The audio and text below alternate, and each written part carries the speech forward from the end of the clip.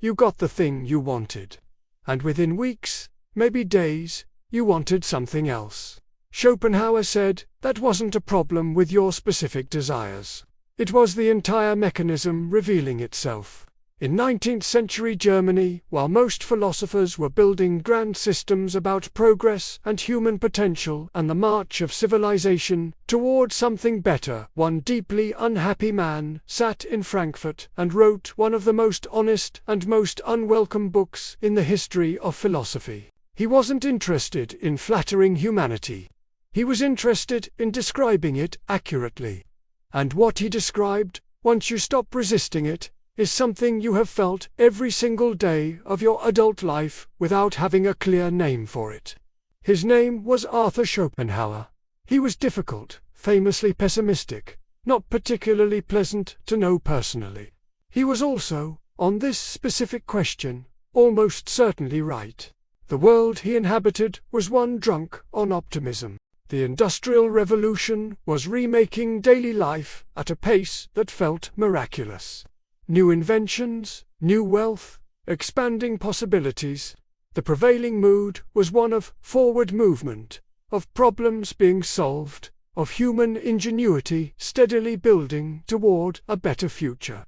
Progress was the religion of the age. Wanting things and acquiring them was the engine of civilization. Desire was not a problem to examine. It was the point. Schopenhauer looked at the same world and asked a question nobody wanted to engage with. When exactly does the wanting stop? You feel this question in your own life, and you've probably never asked it directly. You wanted the job.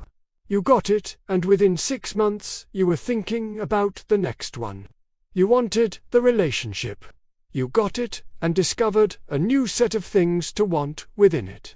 You wanted the apartment, the salary, the recognition, the body, the trip, the achievement. And each time you got there, something happened. Not immediately, but reliably. The feeling faded. The wanting reassembled itself around a new object and moved on, pulling you with it. This isn't failure. This is the system working exactly as designed. And Schopenhauer spent his career explaining why.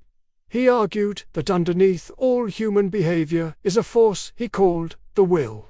Not individual conscious will, not choosing what to have for breakfast, but something deeper and more fundamental.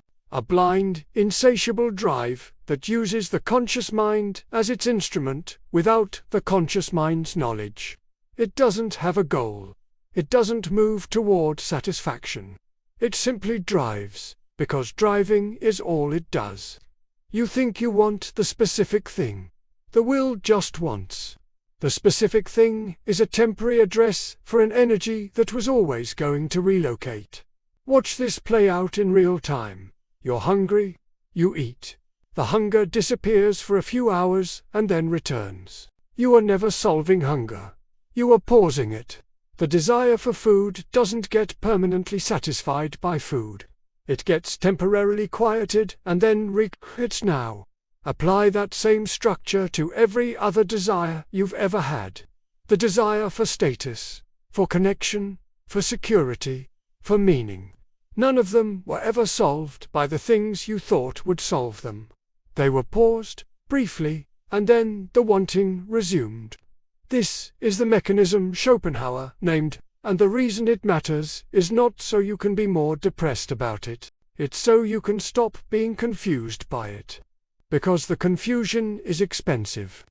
The belief that the next acquisition, the next achievement, the next relationship, the next version of yourself will finally produce the lasting satisfaction you're after. That belief costs enormous amounts of time and energy and causes real suffering when the satisfaction inevitably doesn't last. You feel like you're failing at something. You're not. You're just running the standard human program and expecting it to produce a result it was never designed to produce. Schopenhauer identified what he considered the 3 possible responses to this situation, and only one of them actually worked. The first is to keep chasing. Most people do this their entire lives.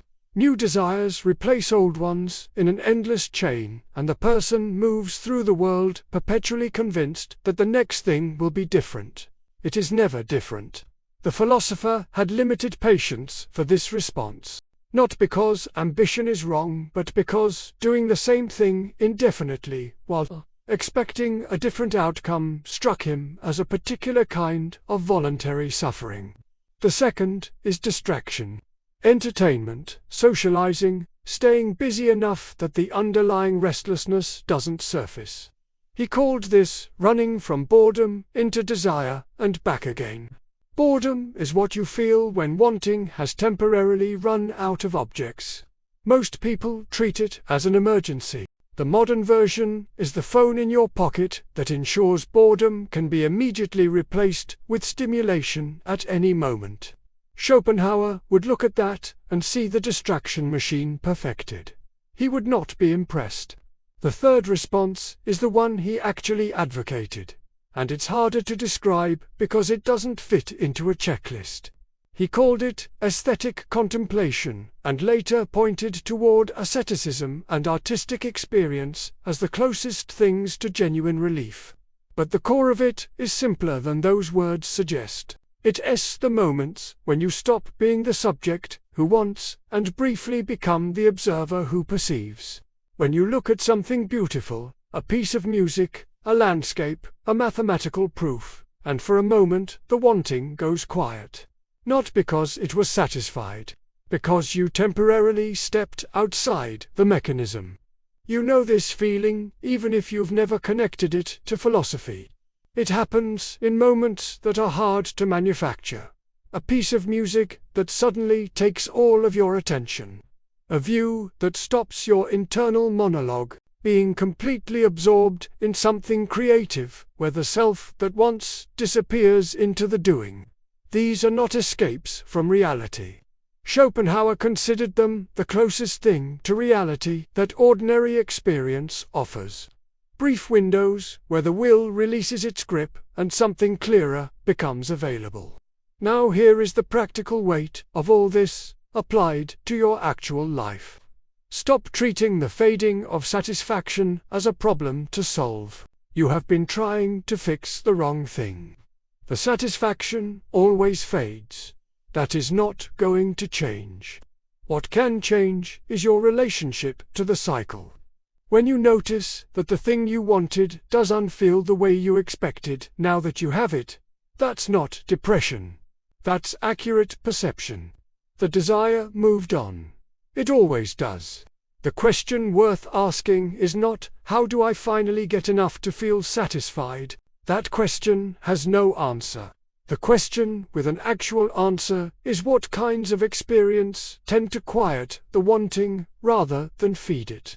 For most people, this involves absorption in something outside the self, making something, paying real attention to what's in front of them. Being with other people in a way that requires genuine presence rather than performance.